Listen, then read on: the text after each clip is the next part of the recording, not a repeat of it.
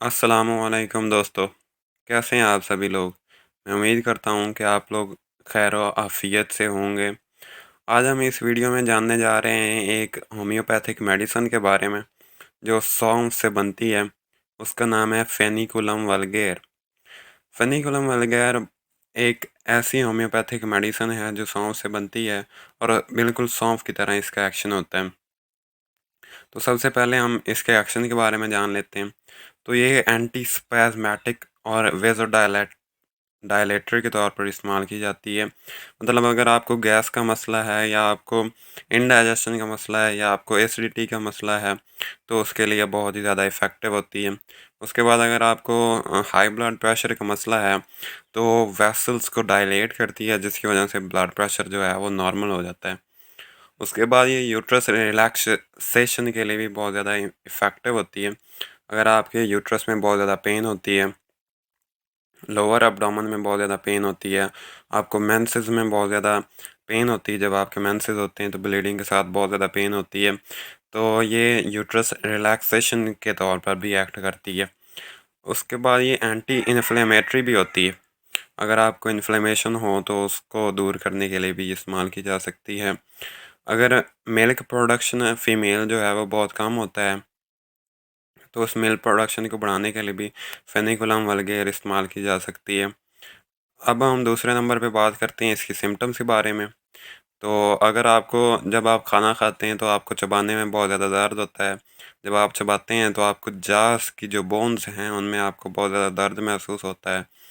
तो अगर आपके पेट में बहुत ज़्यादा गर्मी सी बनी रहती है, आपके जिस्म में गर्मी सी बनी रहती है जब आप खाना खा लेते हैं, तो उसके बाद आपके जिस्म में बहुत ज़्यादा गर्मी बनी रहती है, तो ये भी एक बहुत ही ज़्यादा इम्पोर्टेंट सिम्पटम है। खाना खाने के बाद अगर आपके पेट में दर्द शुरू हो जाता है या किसी भी वजह से आपके पेट में दर्द होता है, तो उसके लिए फेनिकुलम वल्गैर बहुत ही ज़्यादा इफ़ेक्टिव है।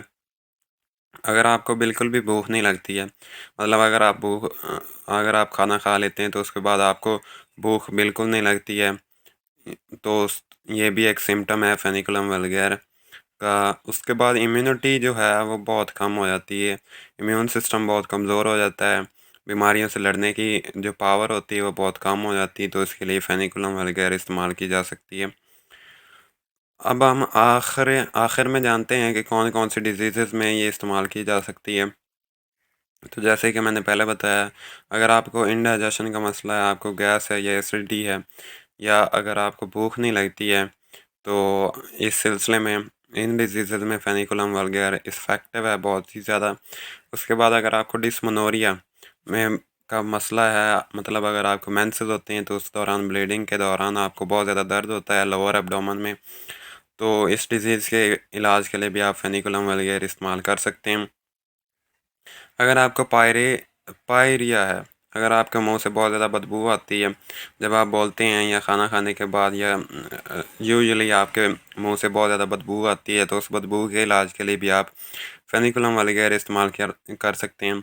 अगर जो मदर है उसके ब्रेस्ट से मिल्क प्रोडक्शन जो है वो बहुत कम है, उसकी अमाउंट बहुत कम है, वो सफिशेंट नहीं है, तो उसको बढ़ाने के लिए भी आप फेनिकुलम वगैरह इस्तेमाल कर सकते हैं।